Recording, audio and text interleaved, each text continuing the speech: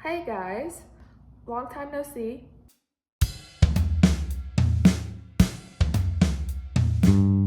It's been like a month. That's okay though. I want to say a lot has happened, but it really hasn't.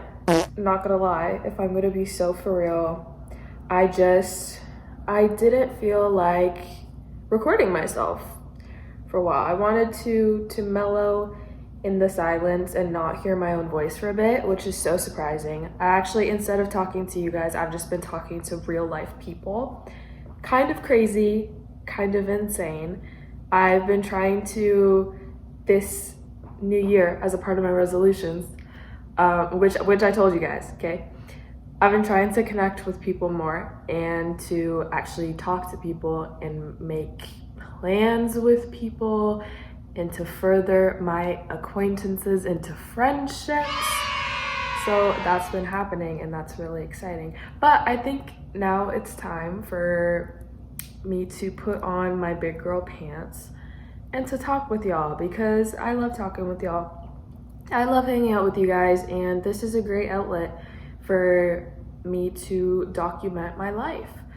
So yeah, that's what we're doing today. I have so many topics and things, just like random things that I've been thinking about and that I've been wanting to put out into the universe, but they're all just like fragments of things. And I need to get better at developing my topics into things that are interesting, first of all, and that I can actually talk for a long time about. To dive right into it, here are some things that I also want to get better at. I have noticed as I am rewatching my videos, as I'm cringing at myself, which is okay, which I have talked about before, I think that it's good to cringe at yourself because that means that you recognize that there's something wrong and that you've grown. Not really wrong, but that there's something different.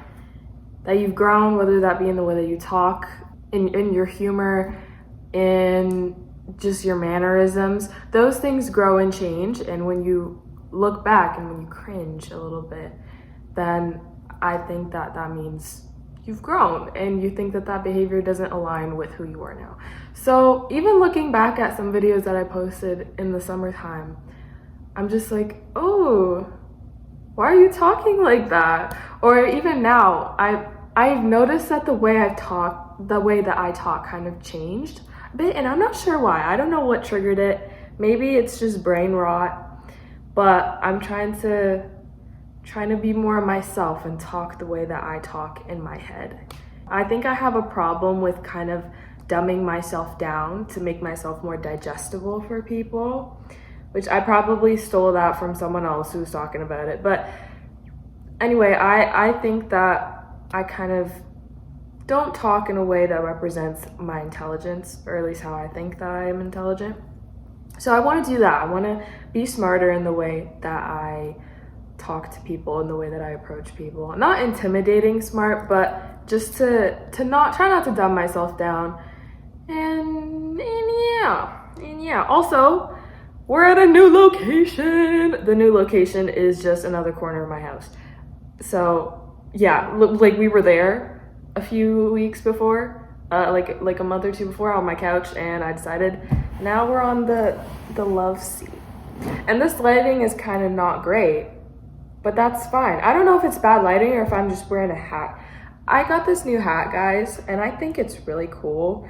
It's really boxy, and it low-key looks bad from the side. Wait, side profile reveal. Let me mute real quick. Because it's super out in the front, and then it's kind of flat in the back. But it's okay. It does what it needs to do. And it's flat. Okay, also hairline reveal. This is the hair situation right now. It's really flat here because of my cowlick that I hate, but we're working on it. Self-love. And my skin's breaking out, as you can tell from the stars. But I'm for real with you guys. Okay, I'm not gonna pretend I'm someone I'm not. My skin is breaking out and I look like doo-doo dookie today. But it's fine. I'm still here because I care about y'all and I care about the content, and I feel a creative rush, a creative flow. But yeah, oh, also look at how long my hair is now, guys. Look, it's past my shoulders. Isn't that so exciting? I really miss my long hair. Okay, I loved it when I cut my short hair. I needed to. It was something that I was planning to do since I started high school. I cut it after I graduated as a symbol of a period of time that I have finished, a symbol of growth and renewal and whatever. And it was necessary. I did it when I graduated. I don't really think it counted as a graduation. When I graduated middle school and went into high school, but I had like a really messed up pixie cut, but it wasn't really a pixie cut. It was like a pixie / bowl cut. I rocked it, okay? Was I mistaken for a boy? Yes. Was I mistaken for a boy by adults that knew me? Yes. But it's okay. Did that confuse me a little bit? Yes. But it was what I needed at the time. It helped me grow. It helped me with my confidence. I also think that it's important for people to go through a phase where they're not conventionally attractive, but they're still confident in themselves, because I was still confident in myself. I was probably the most confident when I was the least conventionally attractive, because that's when I was really like F you to everyone who was telling me, oh, you shouldn't dress or act this kind of way. Maybe it was a little bit unhealthy, but I think it really allowed me to not care about what others think if I don't care about what they think about me. Does that make sense? I don't know. I've said this before. I only care about what people think if I care about them. If they're my friend, if they're my family, whatever, then I care about their opinion. And because I trust them and they're someone that, you know, if I'm clouded in judgment, whether that be in an outfit choice or something, an action that I'm doing, I know that I can trust them. But if it's a random person, girl, I don't really care. I don't really care that much, you know? I don't know you like that. But yeah, it was a time. It was a moment in time. And it was interesting. You know what? I really wanted to look like Winona Ryder. I wanted to look like Drew Barrymore when she had her pixie cut. I wanted to look somewhat androgynous and cool and mysterious in my hand-me-down clothes with my lanky ass, taller than everyone. This was like 9th grade, by the way, so I was probably 14 years old. What a time. What a time. I don't know. I see people nowadays that are 14 and I'm like, you scare me. But then I look at myself when I was 14 and I'm like, you scare me too. It's just a scary age. It's a scary age. I'm scared of people my age. I'm scared of people younger than me. I'm not really scared of adults.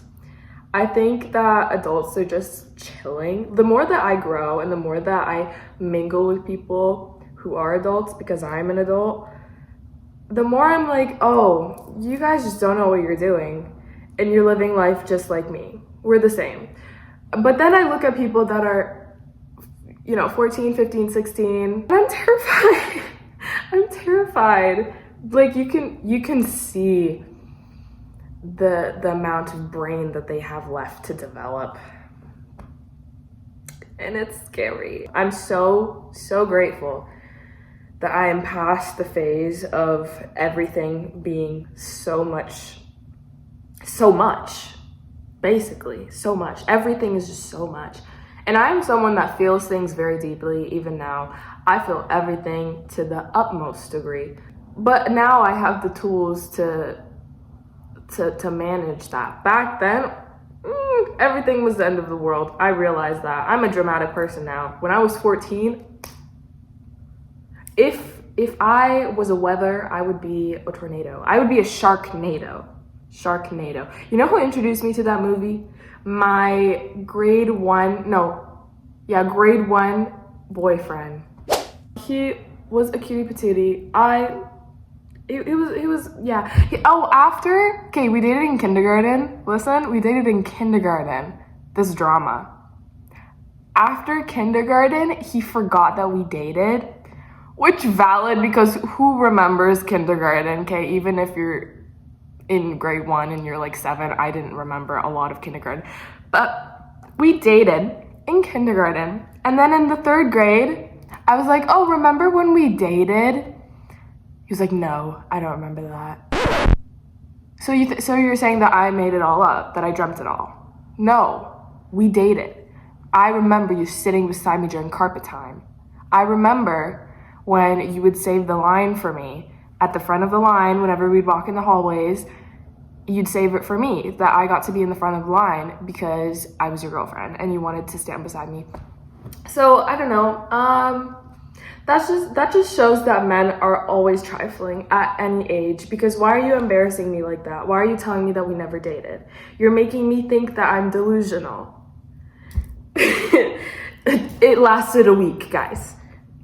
A whole week. That's a long time for when you're 4. A week when you're 4, that's a big percentage of your life. Compared to now, I feel like time is flying. 1 month goes by like this. My birthday is in a month, guys. My birthday's in a month. And I have this thing where it started when I was probably 9, where I think ahead. I think in the future. One day I'm gonna be this age. And then when I'm that age, I'm reminded of that day that I said that.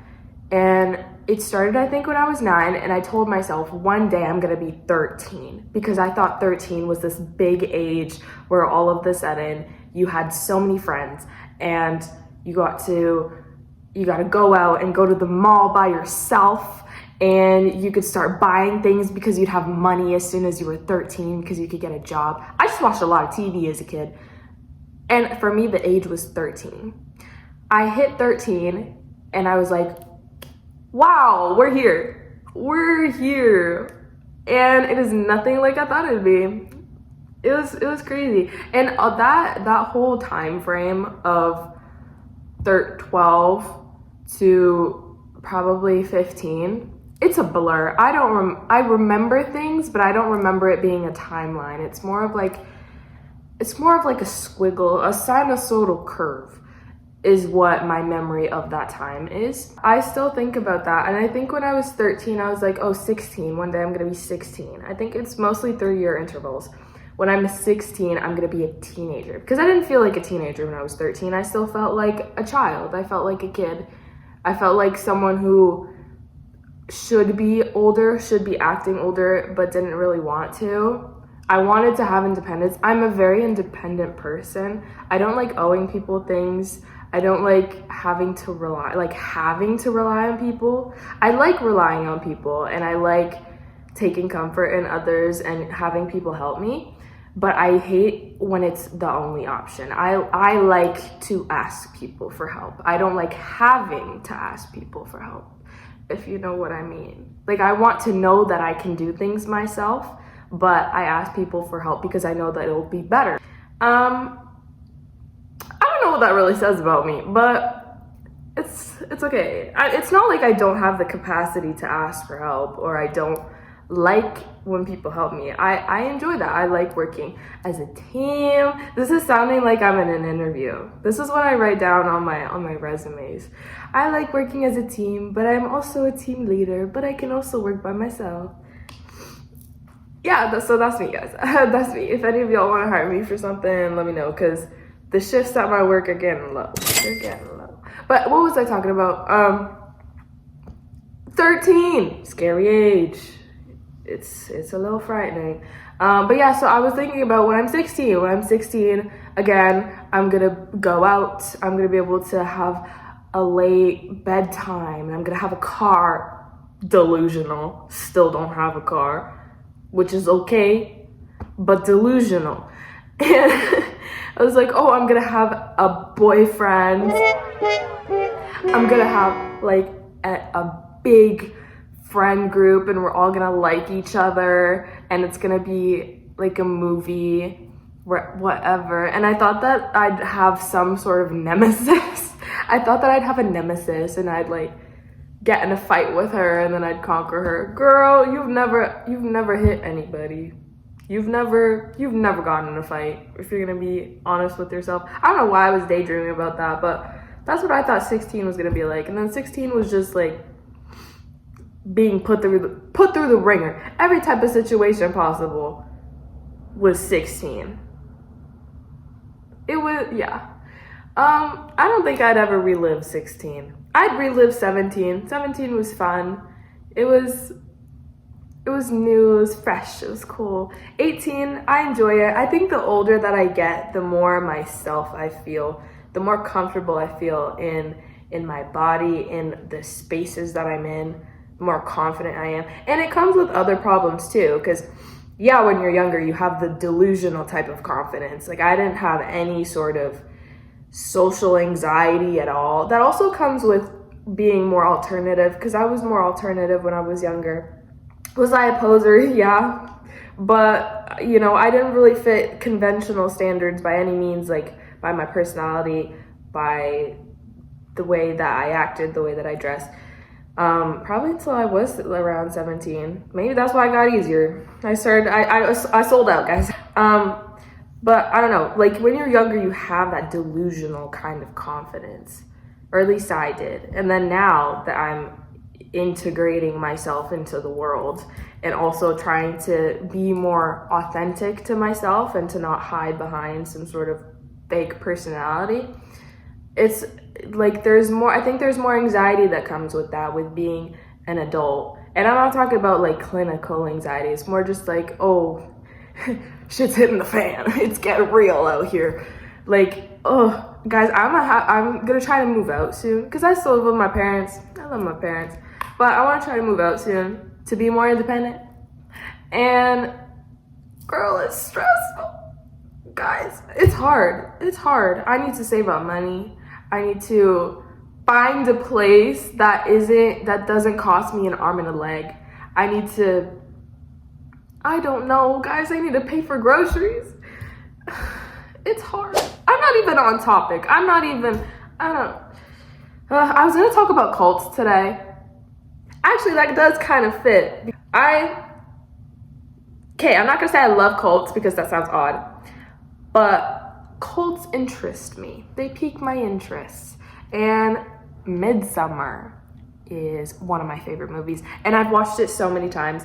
And actually, funny story, my ex-boyfriend from when I was 14 years old, it was this man that I met online on an application for kids to meet each other. Okay, that sounds bad, but if you know what I mean, you know what I mean.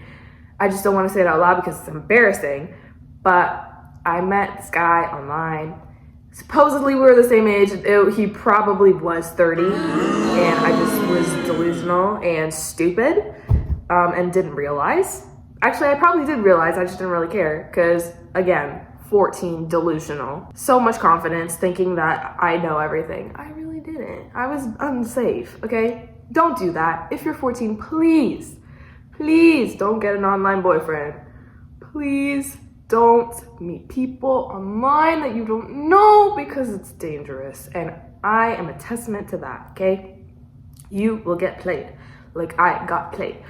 But anyway, so I was with this guy and we were dating. And I'm for the audio listeners, I'm doing finger quotations. And we were on FaceTime. This man also never showed his face. Probably, I'm hoping it was because he was ugly, because if it was because he was 35, that's not a good situation for me. But yeah, we were on FaceTime on Snapchat, and we were watching Midsummer, and it is a thriller horror movie. I don't think it's that scary, and I get scared by movies. Movies scare me, especially if they have to do with anything spiritual or demonic, because I believe in that stuff, and I don't want to witness that, because then I can't sleep.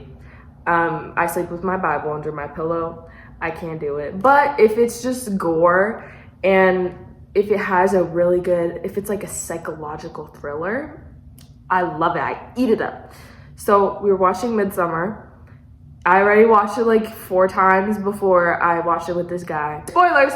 It gets to the part where I think literally 15 minutes into the movie where the girl and this man is like, oh, I gotta go. I gotta I gotta go hang out with my friends. Am I stupid? And I was really like, oh no, it's okay. You can go hang out with your friends. It's fine. That man didn't like you. He didn't like you. He really didn't like you, girl. Like, you were getting played in your face. He didn't like you to start. Like, I'm a bold person. If I like someone and I know I have a chance with them, I will put myself in situations for us to be together. I will outright say it. I will be like, I like you. I will make moves. And that's what I did. I told him that I liked him because I was stupid. I didn't really even like him. He was just giving me male validation, which is something that I don't need anymore. But I enjoyed when I was a child because that's how children are. Not a child, a teenager. So yeah, and then it was just things like that. And he ended up ghosting me right after that movie. Like, literally the next day after our fake date, our fake movie night date, he blocked me on everything. I think he deleted all of his accounts, all of his TikTok, deleted his TikTok. Blocked me because I'm crazy, because I made another account and I started spamming his videos. Comments talking about, you're so fake, whatever, like, where'd you go? Because again, I was 14 and crazy. I would never do that now. If someone ghosted me now and like deleted all of their social media, I'd probably laugh. Like, why are you? Is it ever that deep? No. But I was distraught about it because that's really crazy. That is such a crazy thing to do. To ghost someone like that, to delete all of your social media, delete it. Like, it's gone. All that data is gone. He deleted his Snapchat account, and it wasn't a fake Snapchat account too. It had like high Snap score on it. Oh, that's so cringy when I say it out loud. Like, this was years ago, guys. But yeah, so he ghosted me like crazy ghosted. And I even got like my friends to make accounts and to like try to find him. Gone off the face of the earth. So best case scenario, he was just a little boy who thought things were going too serious and ghosted me, which is valid because I was like, it was stupid. It was a stupid fake relationship. Worst case scenario, he was a creepy man and I was just silly thinking that, oh, we're just gonna FaceTime and we're gonna say good morning and good night to each other. I'm really outing myself here. Like, 14's a big age, actually. Like, 14 is not at the age to be acting this silly. But I did because I don't know, because I was full of delusions and I just wanted to say that someone was my boyfriend. Like, I don't even think I took it that seriously.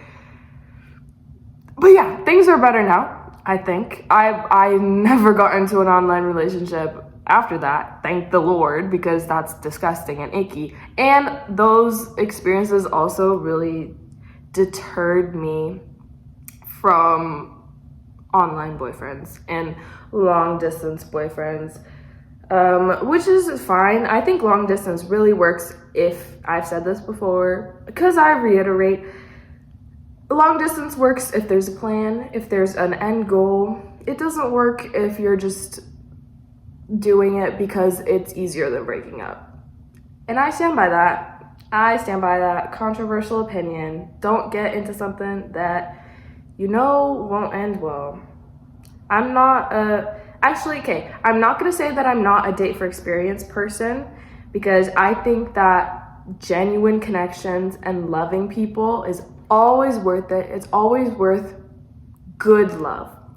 But if you're getting into something knowing that it's gonna end badly, knowing that you're gonna get your heart broken or the other person's gonna get their heart broken, then that doesn't motivate you. That doesn't help you grow. If it doesn't have a net positive effect on your life, whether that be a good change in perspective, whether that be good experiences, if it's gonna end in something that's explosive and bad, that gets you down in the dumps for a year, and that you continue to think about this thing, and that you get wronged and you know that eventually you're gonna get wronged, girl, don't do it. It's not worth the experience. Like, I'm sorry, it's not worth the experience. I think that people should date to get the outcome that they want, whether that be marriage, whether that be the end of a good experience, whether that be just a long-term partnership or even a short-term partnership. If it's a net positive, go for it. But if you know, and people know because people have intuition, unless you get completely blindsided, because that has happened to me too.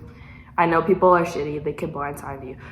But if you know you're getting into an experience that will be a negative impact in your life, don't do it. Don't do it. Okay, so yeah, cults. This got into this is what I get for not posting for a month, because I have so many thoughts that just bing bong in my brain that I don't get out. So then they're all vomiting out here now. But it's okay, because I know y'all love it. I know you guys enjoy it, because if you didn't enjoy it, you can just leave. Cults. I think they're interesting because I like to think that I'm a person that thinks for themselves and thinks critically about things. But I know that some things you just can't help, because it's the way that humans are wired. We gravitate towards community, and you have to hear me out. Hear out the whole spiel before y'all say anything. Humans gravitate towards community, and they gravitate towards things that are easy to understand. And that allows people to be manipulated a lot, because if you're offered a community, if you're offered an easy way of thinking, especially if you're someone who is looking for that, or if you're someone who doesn't want to think critically about life, about society, about things that are kind of important as to be a well-rounded individual, then cults are they're like, oh, okay, so I just get to follow these rules. Cults are so easy to join. There's a cult in my city, in my town, and they have a restaurant, and they prey on people at my university, and it is well known, but some people don't know it, and they think because it's aesthetic and it's cute that, oh, I'm gonna join this community, and then the community turns out to be a cult. And before I go on a real tangent, I'm just gonna Google the definition of a cult really quick. Computer, access the phantom zone. A system of religious veneration. What does veneration mean? Veneration, great respect or reverence. Okay. A system, I'm gonna add that to the list, of religious veneration and devotion directed towards a particular figure or object. Okay, that makes sense. A relatively small group of people having religious beliefs or practices regarded by others as strange or sinister. That also is true. Misplaced or excessive admiration for a particular person or thing. What classifies as a cult? A small group devoted to a person, idea, or philosophy. Okay, so cults, they have this negative connotation surrounding them, right? Because if you think cult, you think of the 70s, you think of these drug-fueled communes where everyone just walks around butt booty naked, and they worship this bearded white guy who uses them for whatever twisted thing that they want. But cults, I find them interesting because, yes, usually they are religious and they're focused around a set of spiritual beliefs, but I see cultish behavior reflected everywhere. Specifically, I wanted to talk about cults regarding clothes and what people wear, because I think that is something that I have connected because I'm just so smart like that. And there are certain things that cults use. There are certain tactics that they use to get people to go with the whole hive mind concept, of following a leader and of being one body under that leader. And yeah, that's usually like a religious thing. And I'm not saying that everything that is viewed as a cult is bad, because inherently these tactics are used by companies, they're used by other things, and they're not bad in itself, because it's just like you're utilizing the way that people's minds work. And it could be used for good things. It could be used to help bring a sense of community. It could be used to help whatever. But when people use it negatively, that's when they're like, oh, that's a cult. But then at the end of the day, they're still the same tactics. And this specific tactic that I am talking about is like clothes, and how diminishing self-expression is used by cults. Whether that be in the way that people dress, in the way that they accessorize, in the way that they cut their hair, in the way that they are allowed to use makeup, or whatever, all of these things, if you diminish people's self-expression and the way that they present their inner selves outwardly, then it's such a, I'm not going to say good way, it's an effective way for cults to manipulate people by suppressing their identity and individualism. Guys, can you tell that I wrote all this down? I just ate that up. But that's what I'm thinking, because that's what I see. And I see it everywhere. You see it in uniforms. You see it in, I was actually thinking about this because my old school, we had school uniforms. And it always kind of rubbed me the wrong way, because I understand that it's about, so that people can come together as a community. That's what they would always say, that it's so that no one is above the other, which is valid. It's valid. That's why I understand. That's why I'm like, these are tactics that people use for a reason. They're not inherently bad. But at the end of the day, they do suppress people's identity, which in turn causes people to, what does it even cause? What does suppressing individualism cause? I think it causes less critical thinking. It causes people to be less creative. And when you suppress people's creativity, then you suppress their potential. If suppressing people's identity, even if it's not in this big way, and if they're choosing to do it, like you can choose to go to a different school if you don't like their uniforms. But I don't know, I just think it has a negative impact, and it's kind of disguised as this community thing, because you also find community in being different. You find community in having a different style, in the way that you accessorize differently. And I think that it's always important to surround yourself with people that are different than you are, because then that also allows you to connect in different ways. And I always saw that when we had non-uni days, how I would see how other people express themselves, and it's like, oh, I'm learning about you. This is your personality. Like I saw this one guy that would wear like a button-up shirt and a tie every day, come into school with a Nike Tech 2-piece on. And I'm like, where did this come from? It's just so silly. And that's just like a little, I don't know, just a slight observation. But I think that's why self-expression is so important, why fashion is so important, why expressing yourself is so important. Also, guys, just saying, I am a random app person online. I think I need to say this because whenever I post my opinions, everyone has something to say about it.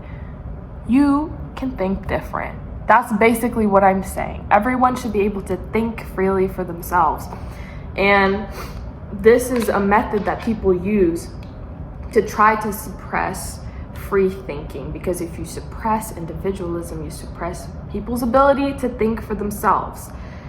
And yeah, but at the end of the day, community is important, but you can find community within your differences, and you can mesh without having to wear, like, I don't know, a potato sack and walk in the grass with your toes out. But yeah, I don't know. This is why I find cults so interesting, because they're so complex, and it has to do with how the way that people's brains work, and you're basically building a mini society, and people are just so okay with following random things and not actually researching what they're following. It's just, that's what interests me. But yeah, and it connects to other things too. Like, it's not just school, it's clubs, it's politics, it's just visually being a part of a group is kind of what is the cultish behavior that I notice. And it doesn't, and I'm not saying that it is a cult, but I'm saying that there are just certain things about society that are so easy to manipulate, and that people just don't understand that is somewhat of a manipulation.